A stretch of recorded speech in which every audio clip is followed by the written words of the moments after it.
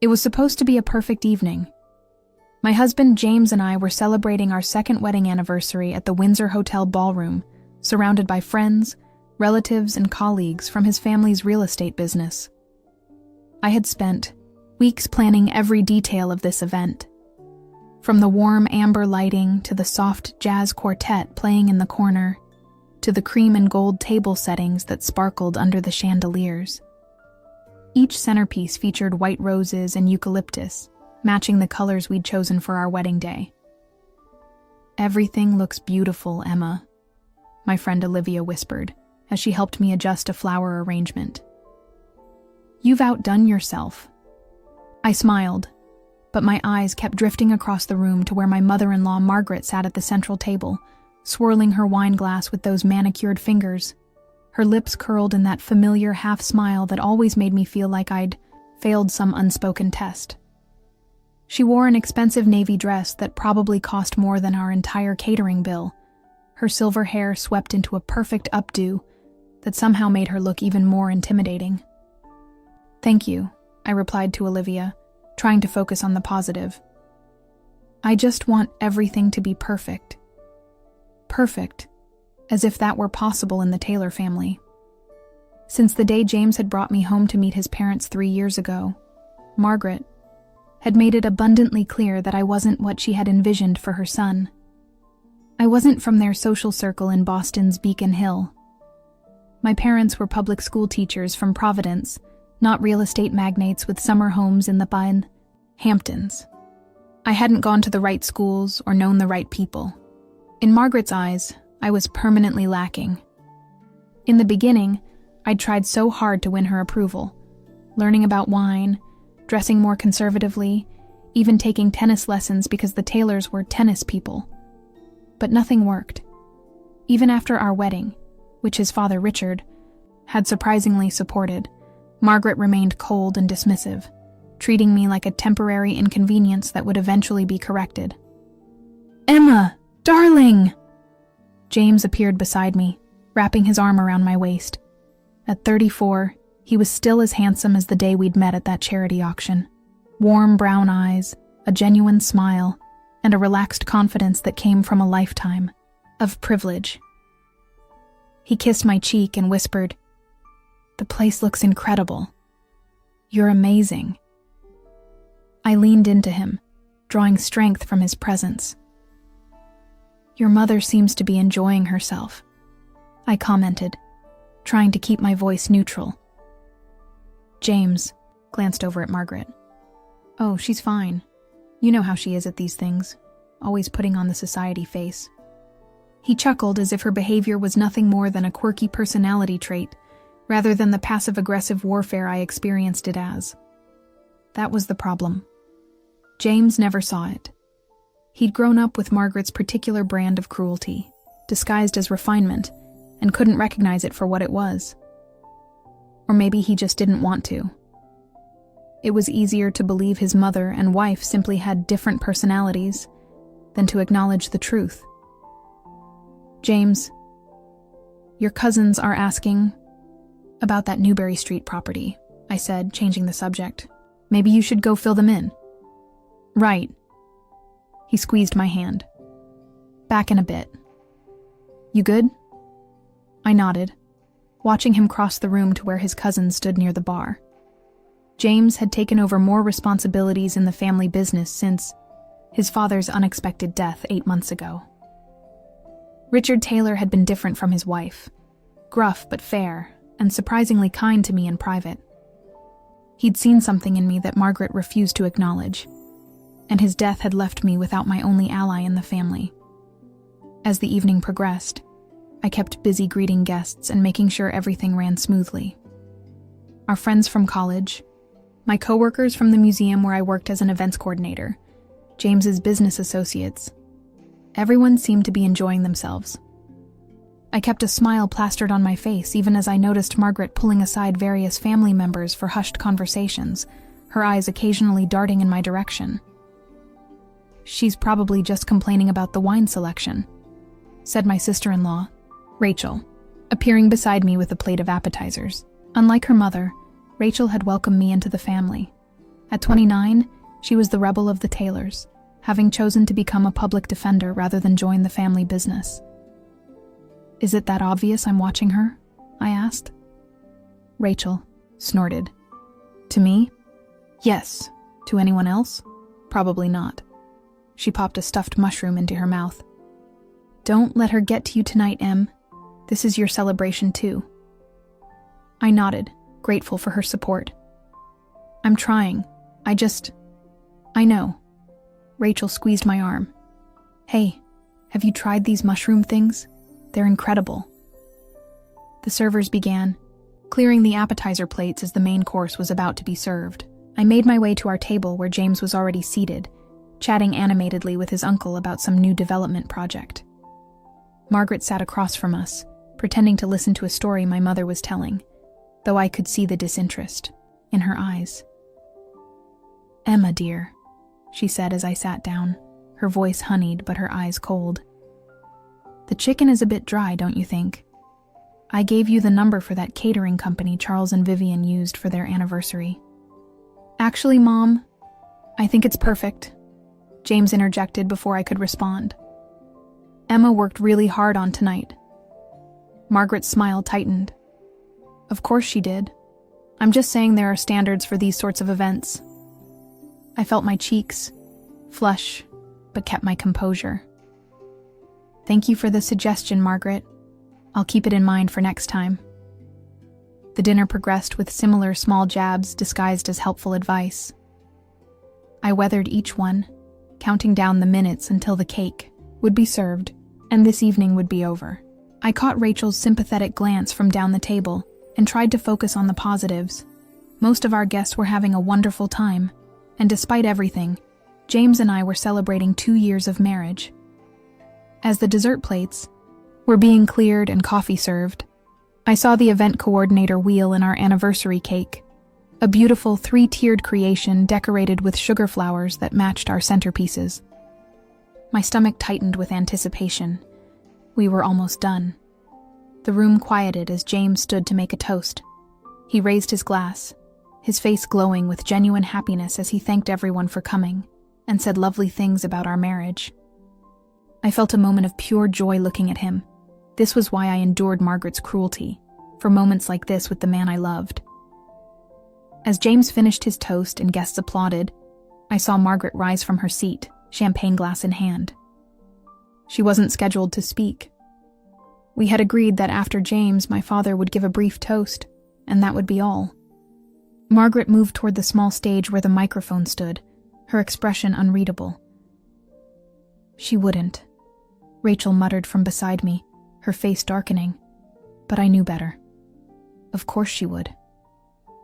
My hands began to tremble slightly as Margaret took the microphone, her voice amplified through the hall as everyone turned to listen. "I'd like to say a few words as well," she announced, her gaze sweeping across the room before landing directly on me. The ballroom fell silent as Margaret Taylor took command of the microphone. Her diamond earrings caught the light as she tilted her head, surveying the room with the confidence of someone who had been controlling social situations for decades. "Every family," she began, pausing for dramatic effect, "has a flaw, a blemish, a mistake." Her voice was steady and clear, carrying to every corner of the room. I felt a chill run down my spine as she slowly turned toward me and with a pointed finger and a chilling smirk added, "And ours is right here." The silence that followed lasted only a second before laughter erupted from several tables. Her bridge club friends, James's older cousins, business associates who knew better than to cross Margaret Taylor. I sat frozen, my fingers digging into the tablecloth beneath me. The room seemed to tilt sideways as blood rushed to my face. I couldn't look at anyone, especially not James. But I heard him. That light chuckle, whether out of genuine amusement or discomfort I couldn't tell, cut through me like a knife. I finally forced myself to look at him, hoping to see some sign of discomfort or disapproval. But he was smiling awkwardly, his eyes darting between his mother and me. "Of course," Margaret continued, apparently encouraged by the response. "We all make mistakes. Richard certainly did when he pushed for this match. Her voice dripped with false sweetness as she mentioned her late husband. But we soldier on, don't we?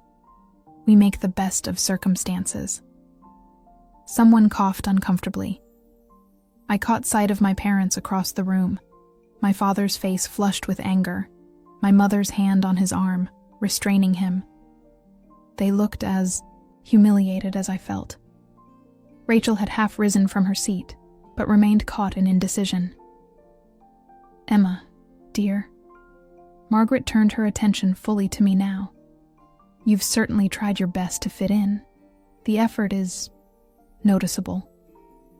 More titters from her supporters.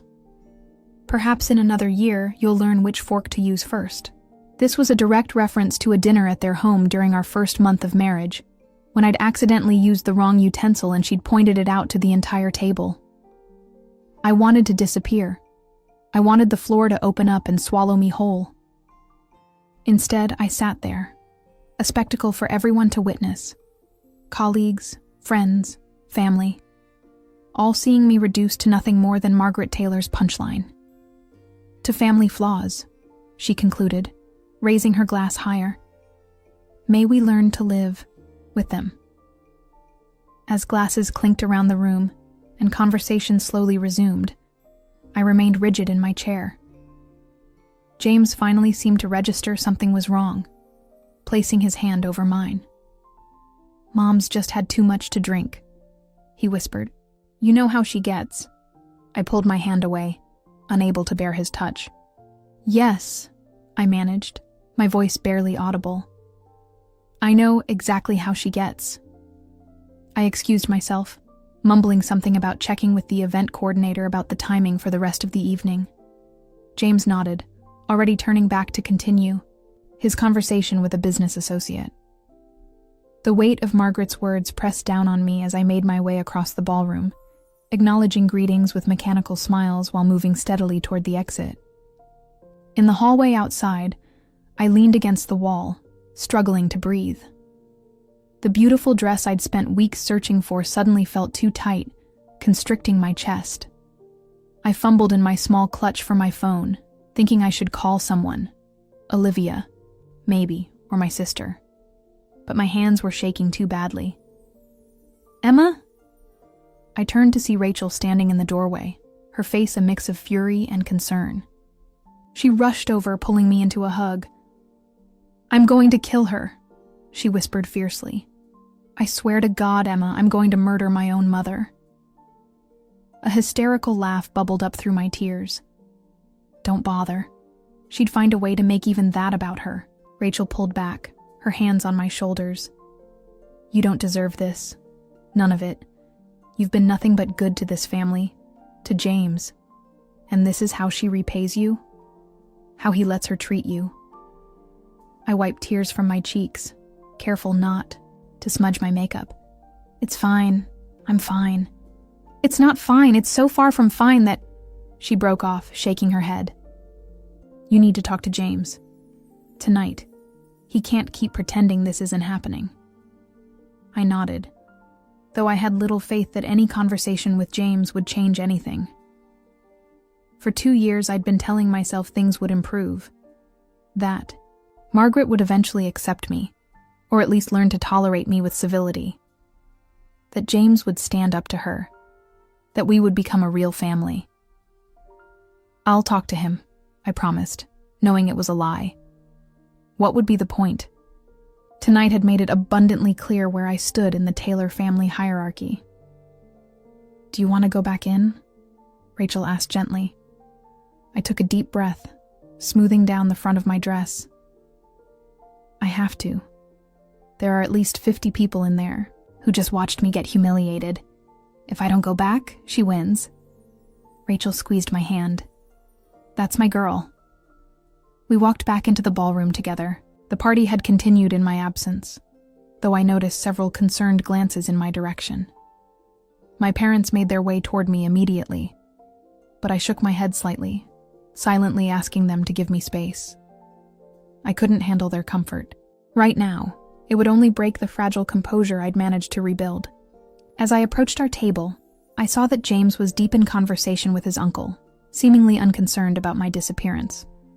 Margaret was holding court at the next table over, likely sharing more amusing anecdotes at my expense. I slipped into my seat, reaching for my water glass with a steadier hand than I expected. "Everything okay with the coordinator?" James asked, barely looking up. "Fine," I replied. "Just finalizing the schedule for the rest of the evening." He nodded, returning to his conversation. I sat there, a ghost at my own anniversary party, wondering how I had ended up here. I thought about the day we met at that charity auction, how James had made me laugh, how different he'd seemed from the other privileged men in suits, how he'd pursued me despite his mother's clear disapproval, promising that it didn't matter what she thought. The event coordinator appeared at my side. "Mrs. Taylor, we're ready with the cake whenever you'd like." Mrs. Taylor. Even now, after 2 years, the name felt like it belonged to someone else, to Margaret. "Thank you, Tim. Let's wait 5 more minutes." He nodded and moved away. I glanced around the room, taking in the faces of our guests, wondering which of them pitied me and which thought Margaret was right. My gaze drifted to the double doors at the entrance to the ballroom, and I found myself fantasizing about walking through them and never coming back. What would it feel like to just leave? To shed the Taylor name and all the judgment that came with it? But I had nowhere to go. Our home was purchased with Taylor money. My job at the museum, which I loved, had come through Taylor connections. Even my car had been a gift from Richard. In 2 years of marriage, I'd allowed myself to become completely enveloped by the Taylor world, thinking it would make integration easier. Instead, it had left me with no escape route. The minutes ticked by, and I signaled to Tim that we were ready for the cake. As servers prepared to wheel it out, I steeled myself for more potential humiliation. But surely even Margaret wouldn't ruin the cake cutting. I reached for James's hand, needing his support now more than ever. He took it distractedly, his attention elsewhere. The double doors to the ballroom swung open with unexpected force just as the cake was being brought in. The bang was loud enough to silence conversations and turn heads. I glanced over, expecting to see a late guest, or perhaps a staff member who had accidentally pushed too hard. Instead, I saw a man I didn't recognize. Tall, with silver-streaked dark hair, and an impeccably tailored suit, he stood scanning the room with purpose. In his hand was a leather portfolio. When his eyes met mine, there was a flicker of recognition, though I was certain we'd never met. "Who's that?" James asked, finally snapping to attention. Before I could answer that, I had no idea. The stranger began walking directly toward us, his footsteps echoing on the marble floor. The entire room had gone quiet, all eyes following his deliberate progress. Even Margaret had stopped mid-sentence, her expression shifting from annoyance to something I couldn't quite identify. Concern, perhaps? Or was it fear? The man reached the small stage where Margaret had delivered her toast just minutes earlier. Without asking permission, he stepped up and took the microphone. The stranger adjusted the microphone with the calm confidence of someone accustomed to commanding attention. The cake stood forgotten near the edge of the dance floor, the server holding it looking uncertainly between the man and me. I gave a small shake of my head, and the server wheeled the cake back a few steps, waiting. "Good evening," the man said, his voice deep and measured. "My name is Daniel Harrington. I'm a partner at Harrington, Wells & Associates." He paused, allowing the weight of the law firm's name to register. They were one of Boston's oldest and most prestigious firms, known for handling the affairs of the city's elite. "I apologize for interrupting your celebration," he continued, his gaze sweeping across the room before settling on me again. "But I've come here tonight to deliver information that cannot wait." James stood up beside me, his posture suddenly tense. "What is this about?" he called out, loud enough for everyone to hear. "Mr. Taylor," Daniel Harrington acknowledged with a slight nod. "This concerns you, your wife, and your family's estate." He opened the leather portfolio he was carrying. "2 years ago, on the day of your wedding, your late father, Richard Taylor, executed his final will and testament. That document, I regret to inform you all, was subsequently hidden and suppressed by members of this family." Gasps erupted around the room. My eyes immediately went to Margaret, who had gone completely still, her face drained of color. She was staring at Harrington with an expression of such naked hostility that I felt a chill. "That's absurd," James said, but his voice lacked conviction. "My father's will was read after his death. Everything was settled months ago." "What you heard," Harrington replied calmly, "was a will dated 3 years prior to his death. The actual final will, which I have here with the proper signatures and legal verification, tells a very different story." I felt the room begin to spin slightly. What was happening? Richard had always been kind to me, but we weren't particularly close. Why would his will cause such drama at our anniversary party? Harrington pulled out a document from his portfolio and continued. "Richard Taylor's final will legally transferred full ownership of the Valencia Estates Group, comprising the family's entire real estate holdings, hotel assets, and associated businesses, to his daughter-in-law, Emma Taylor." The silence in the room was absolute, broken only by the sound of a glass shattering somewhere in the back. I gripped the edge of the table, certain I had misheard. "Me?" I whispered, though in the silence the words seemed to carry. Harrington nodded, his expression solemn. "Yes, Mrs. Taylor. You are the sole legal owner of the Valencia Estates Group, effective immediately. Mr. Richard Taylor made this decision. In his words," he glanced down at the document, "as a gesture of gratitude and faith in Emma's character, integrity, and vision for the future of this family's legacy." More murmurs rippled through the crowd. I couldn't process what I was hearing. The Valencia Estates Group was worth hundreds of millions of dollars. Hotels, office buildings, residential complexes across New England. It was the Taylor family's multi-generational empire. And Richard had left it all. To me? This is preposterous. Margaret's voice cut through the buzz, shrill with fury. She had risen from her seat, hands trembling. "My husband would never. I assure you, Mrs. Taylor, he did." Harrington's tone remained professional but firm. "Furthermore, our investigation has uncovered evidence of forged signatures and collusion to conceal this document after Richard Taylor's death. There are serious legal consequences for such actions, which we will be pursuing separately."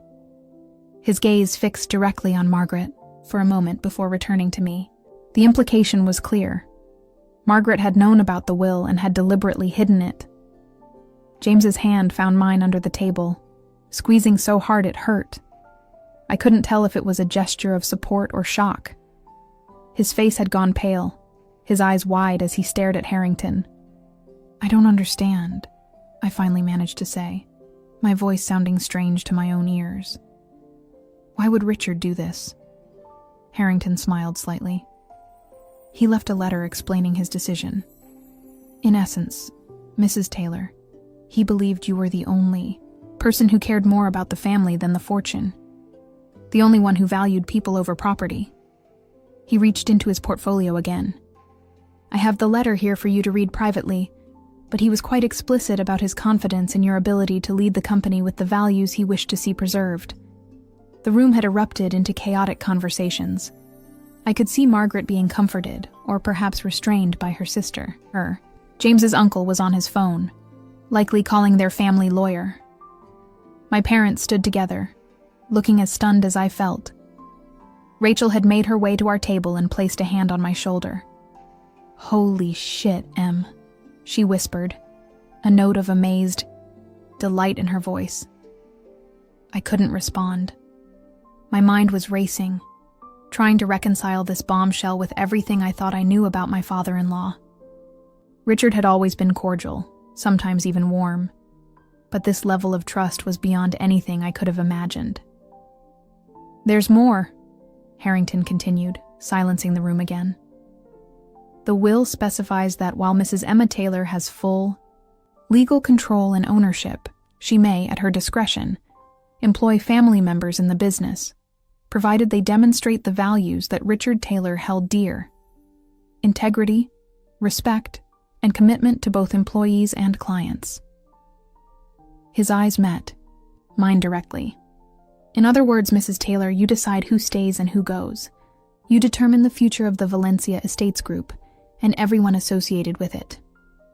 The power of what he was saying hit me all at once.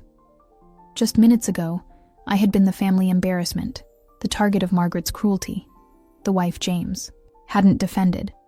Now, suddenly, I controlled everything the Taylors valued. Their homes, their income, their social standing, all of it rested in my hands. "This is a mistake," James said, his voice strained. "There must be some misunderstanding." "I assure you, there is not." Harrington closed his portfolio. "All the documentation has been verified by the court. The transfer of ownership is already complete. I'm simply here to inform Mrs. Taylor of her position and provide her with the necessary files." He held out the portfolio to me. "These contain everything you need to know about your company, Mrs. Taylor, as well as contact information for our firm, should you need legal guidance moving forward." I rose on unsteady legs and took the portfolio. It felt impossibly heavy in my hands.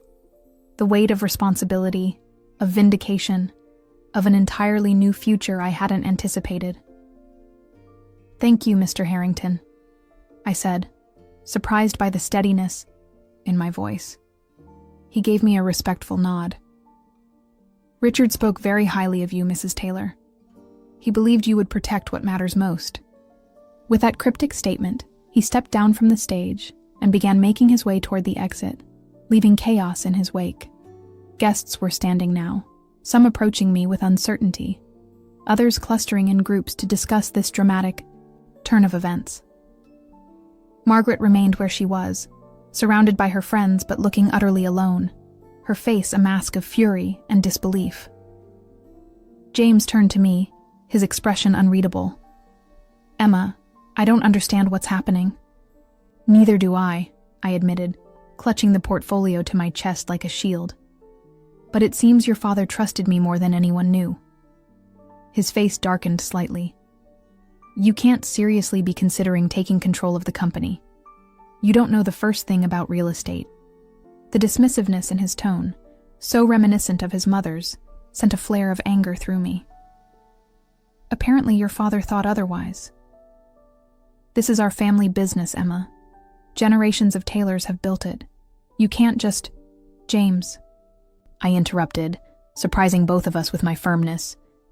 "Tonight your mother called me this family's biggest mistake, and you laughed. You didn't defend me. You never defend me."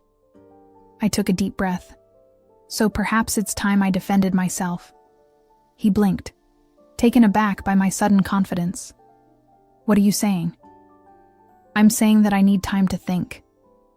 I looked around at the chaos of the room, at the guests pretending not to watch us, at Margaret now making her way toward us with determination in her stride.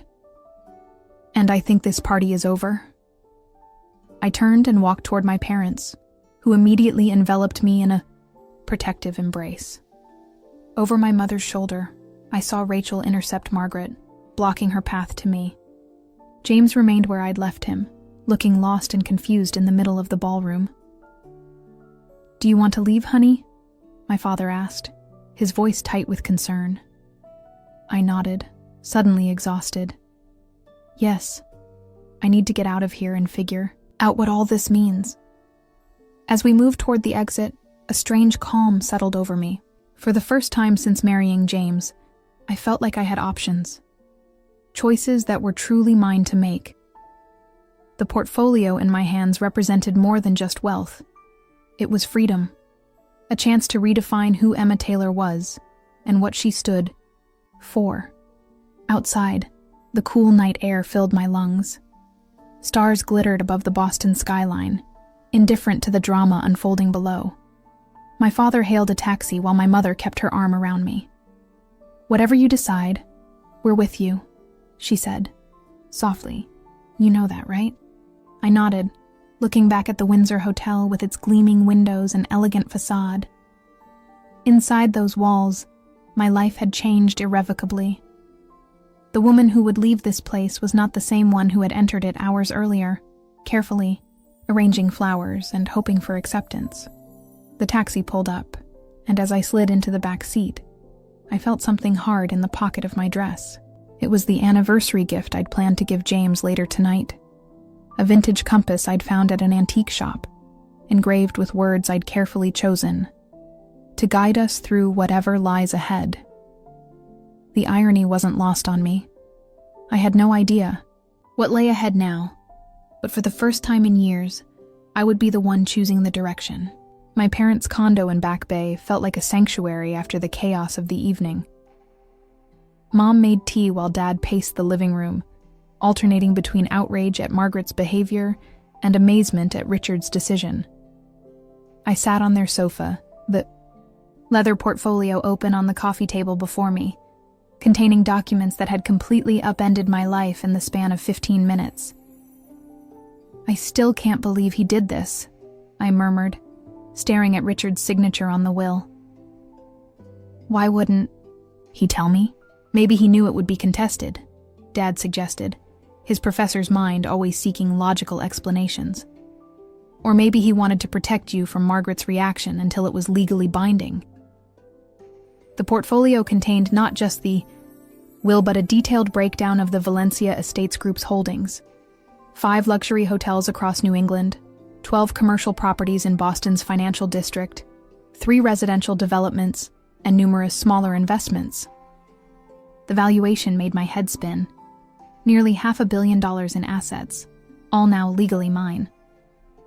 "Have you read his letter yet?" Mom asked gently, setting a steaming mug beside me. I shook my head. A sealed envelope with my name written in Richard's distinctive handwriting lay untouched amongst the legal documents. I couldn't bring myself to open it yet, afraid of what it might contain. "What are you going to do about James?" Dad asked, finally sitting down across from me. The question hung in the air, heavy with implications. My phone buzzed for the 20th time since we'd left the hotel. I glanced at the screen. James again. I'd only answered once, shortly after leaving, to tell him I was safe with my parents and needed space. Since then, I'd let his calls go to voicemail. He had left increasingly anxious messages, but not once had he apologized for his mother's behavior or his own inaction. "I don't know," I admitted. "I thought I knew him, Dad. I really did. But tonight..." "Sometimes people surprise us," Mom said, her voice gentle. "Sometimes they disappoint us, and sometimes they force us to make hard choices." My phone lit up again, but this time with a text from Rachel. Margaret's having a complete meltdown. Called her lawyer, called family friends on the board. "No one can override Dad's will. You actually own everything." "Holy shit, Em." I showed the text to my parents. "Good," Dad said firmly. "Let her panic. After what she did to you tonight, what she's been doing for years, she deserves to feel some consequences." I took a sip of tea, trying to organize my thoughts. I never wanted their money. All I wanted was for them to accept me, for James to stand up for me. "Honey," Mom said, leaning forward, "this isn't about money. It's about Richard recognizing something in you that his own family couldn't see. He trusted you to do the right thing with what he built." I nodded slowly, her words resonating with something that had been forming in my mind since Harrington's announcement. What if this wasn't just a vindication, but a responsibility? What if Richard had seen something in me that even I hadn't recognized? Finally, I reached for the sealed envelope. My hands were steady as I broke the wax seal stamped with the Taylor family crest. Inside was a single sheet of heavy stationery. "My dear Emma, if you're reading this, then I am gone, and my final wishes have been made known. This decision will shock many, perhaps even you. But it is made with clear mind and purpose. In the 2 years you've been part of this family, I've watched how you've handled Margaret's cruelty with grace. I've seen how you treat everyone, from hotel maids to board members, with the same genuine respect.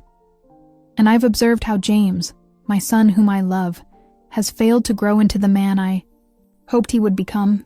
The Valencia Estates Group was built by my grandfather during the Depression, when he refused to evict tenants who couldn't pay. My father expanded it with the belief that prosperity should be shared.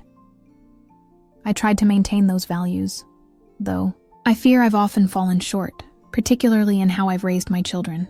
This company should not belong to someone who values wealth over people. It should not be controlled by anyone who would use power to demean others. You, Emma, have shown me that you understand what truly matters. Do what you think is right. I trust you completely. With affection and respect, Richard Taylor tears blurred my vision as I finished reading. I passed the letter to my parents, unable to speak. Richard had seen me, truly seen me, in a way that his own son never had. My phone buzzed with another call from James. This time I answered. "Emma, thank God," he said, relief evident in his voice. "Where are you? We need to talk about this. There's been some huge misunderstanding." "There's no misunderstanding, James," I interrupted, surprising myself with how calm I sounded. "Your father left me the company. I've read the will and his letter explaining why. But it doesn't make sense. You don't know anything about running Valencia. We need to get our lawyers involved, figure out some arrangement." "James," I said quietly, "did you know what your mother was planning to say tonight?" He hesitated. "What?" "No, of course not. Look, that's not important right now. It's important to me. Did you know she was going to humiliate me in front of everyone we know?" Another pause. "Emma, you know how she gets when she drinks. She didn't mean anything by it." The familiar excuse, the same one he'd used countless times before. But tonight, something had changed. I no longer felt the desperate need for his approval, for his defense. "I'm staying with my parents tonight. I need time to process everything. But I'll come by the house tomorrow to talk. Not tonight." I ended the call before he could argue further. Mom squeezed my hand, pride in her eyes. Dad looked solemn but nodded in approval. "I'm proud of you, sweetheart," he said. "Whatever. You decide. You're going to be okay." For the first time that evening, I believed it. I slept fitfully in my childhood bedroom, dreams filled with Margaret's mocking laughter and Richard's kind eyes. By morning, knots of anxiety had formed in my stomach, but alongside them was something new: determination. I showered and dressed in clothes my mother kept for me in the guest closet, a simple blue blouse and jeans that felt like armor after the vulnerability of last night's party dress. Over breakfast, we discussed practical matters. I would need my own lawyer, someone not affiliated with the Taylor family. Dad had a colleague at Boston University who specialized in corporate law. I made an appointment for later that day. "What about the house?" Mom asked gently. "Will you go back there to live?" The Victorian brownstone in Beacon Hill that I'd shared with James for 2 years, decorated largely to Margaret's taste, never quite feeling like mine. I thought of the master bedroom with its heavy Taylor family heirlooms, the study where James worked late into the night, often too busy to notice when I went to bed alone.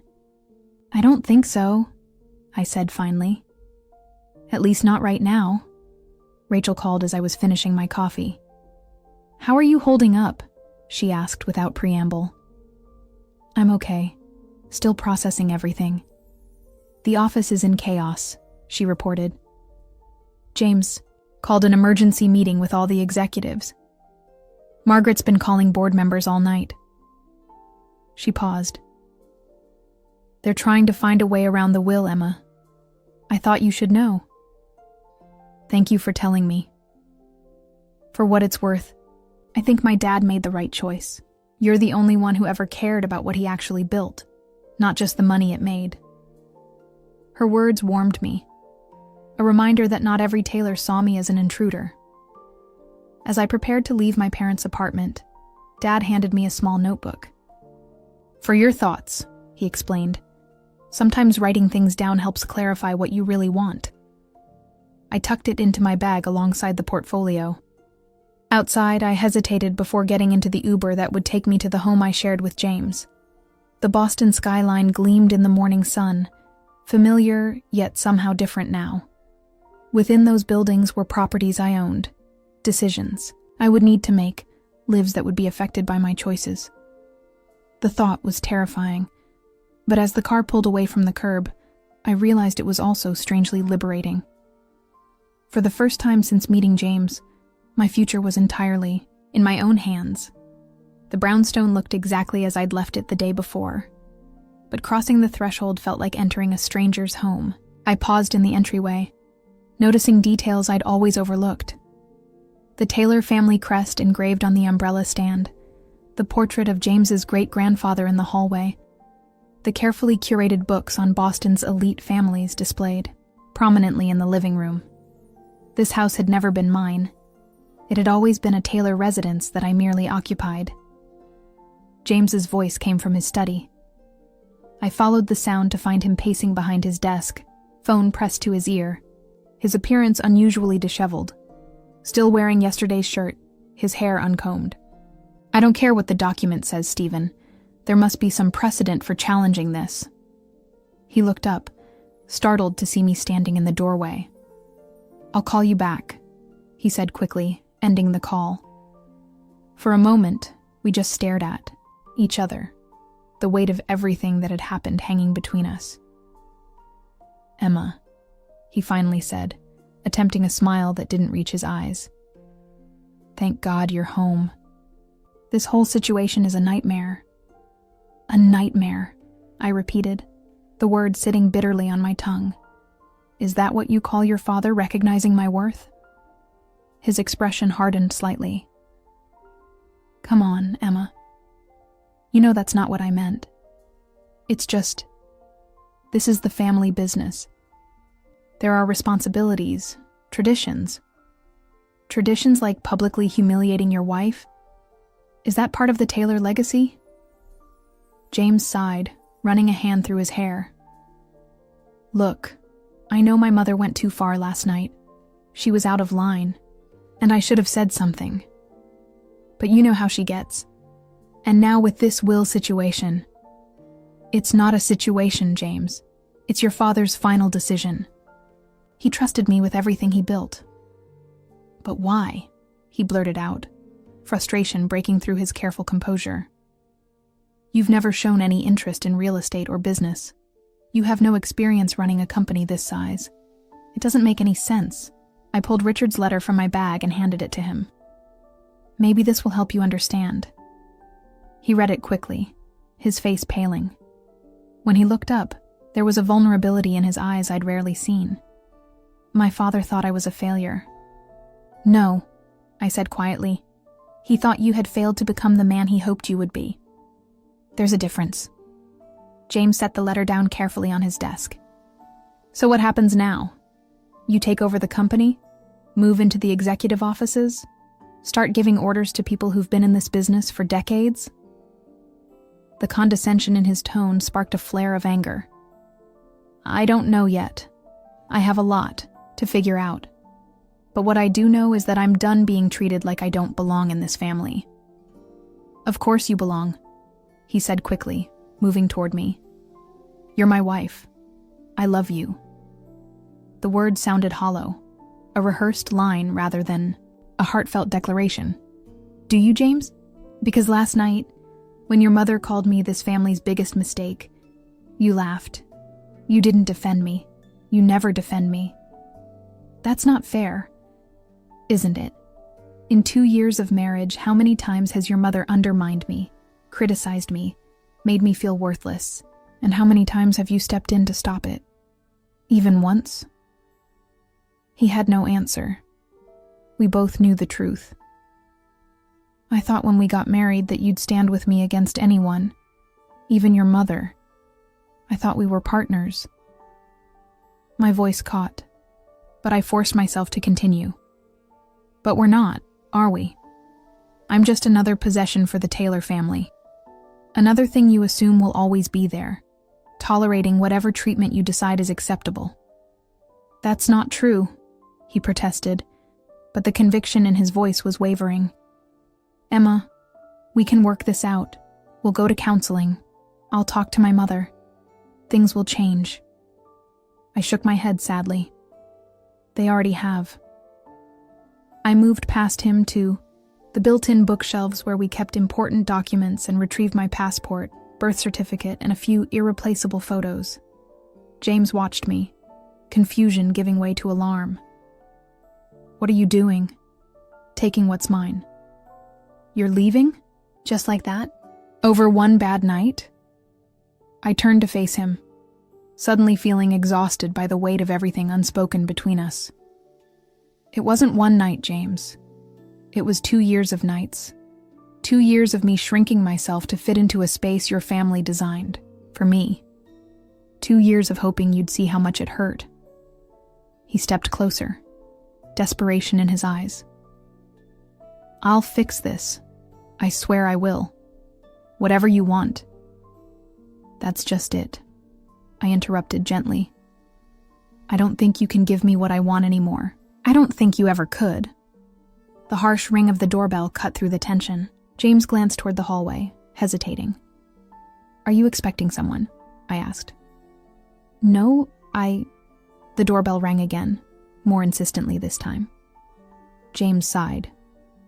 It's probably my mother. She's been calling all morning.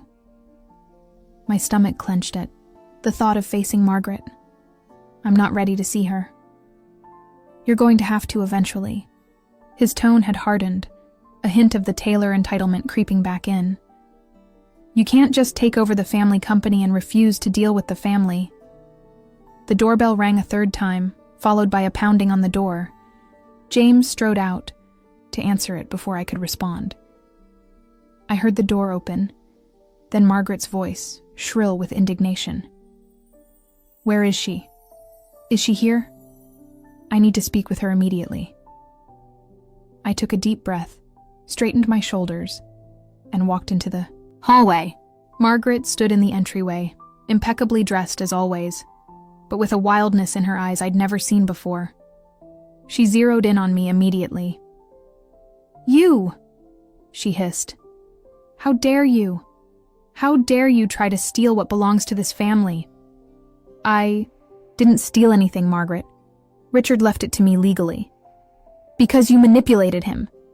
You worked your way into his good graces, playing the perfect daughter-in-law while planning to take everything. Did you pressure him when he was ill? Threaten him? The accusations were so outlandish, they might have been laughable if they weren't. So hurtful. I had no idea about the will until last night, just like everyone else. Liar. She stepped toward me, but James moved between us. Mother, this isn't helping. We need to approach this rationally. Margaret looked at her son with scorn. Rationally. There is nothing rational about this situation. Your father has handed over our legacy, generations of Taylor work and sacrifice, to this opportunist from Providence who wouldn't know the difference between a liability and an asset. That's enough, I said firmly, surprising both her and myself with my tone.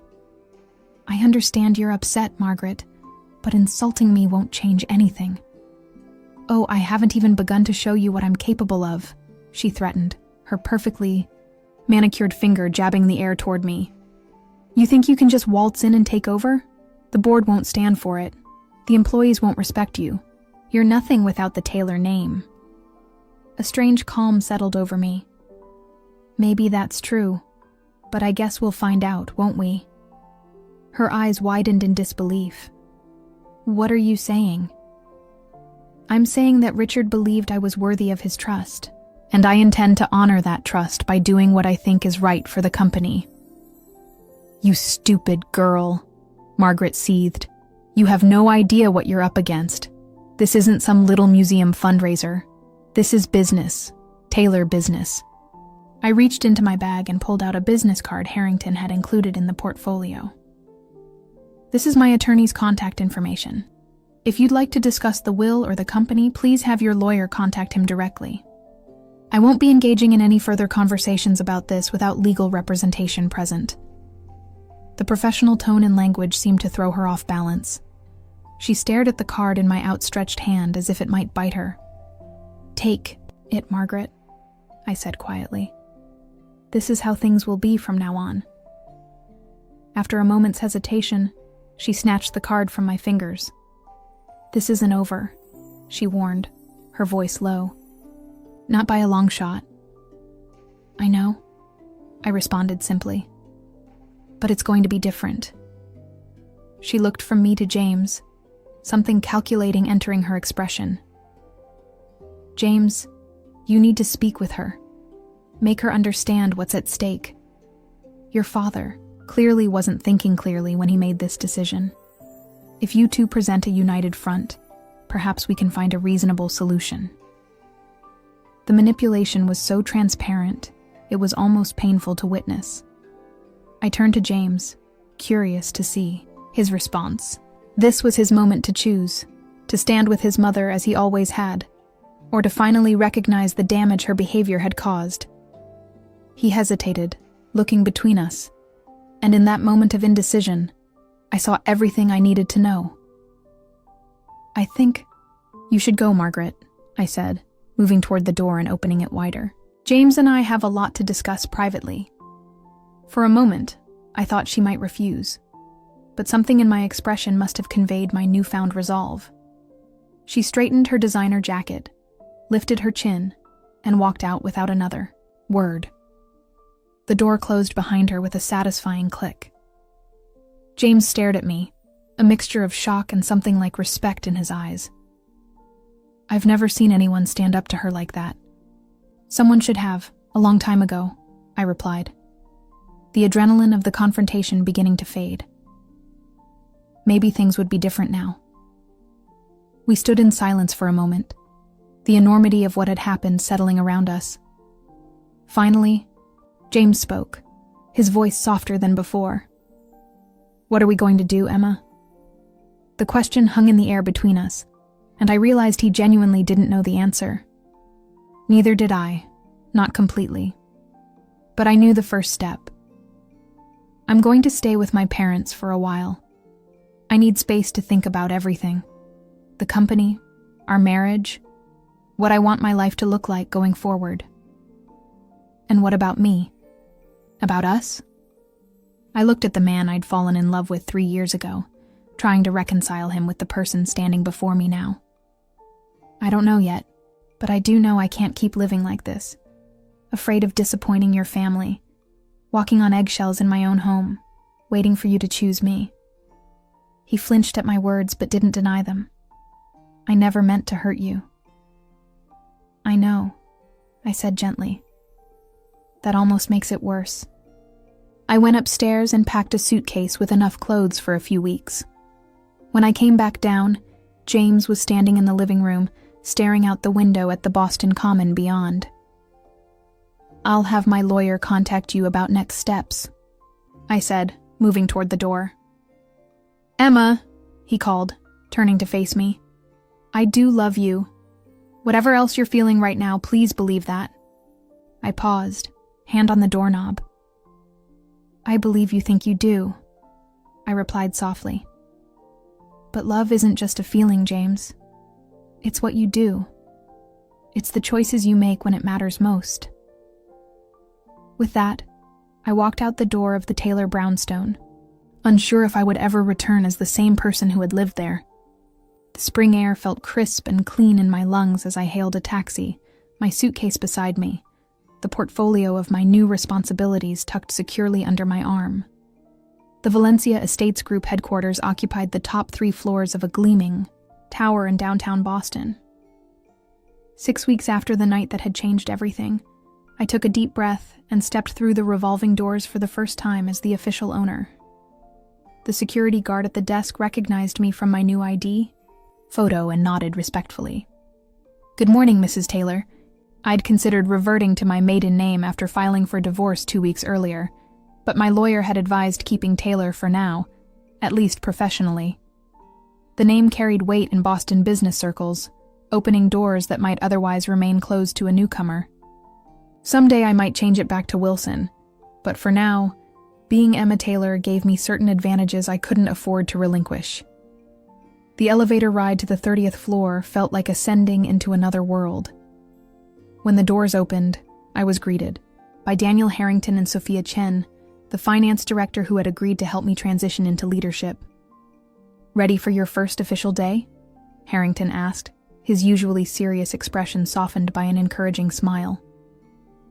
"As ready as I'll ever be," I replied, adjusting the strap of my new briefcase, a gift from my parents to mark this milestone. The past 6 weeks had been a crash course in real estate management, corporate finance, and leadership. I'd assembled a team of advisors I trusted, including Harrington, whose loyalty to Richard had extended to me. Sophia had proven invaluable, walking me through financial statements and property portfolios with remarkable patience. I'd also hired my own executive assistant, a recent business school graduate named Marcus, who was untainted by Taylor family politics. We walked through the executive floor, where staff members looked up from their desks with curious expressions. Some nodded politely, others quickly averted their gaze. I couldn't blame them for their uncertainty. Most had worked for the Taylor,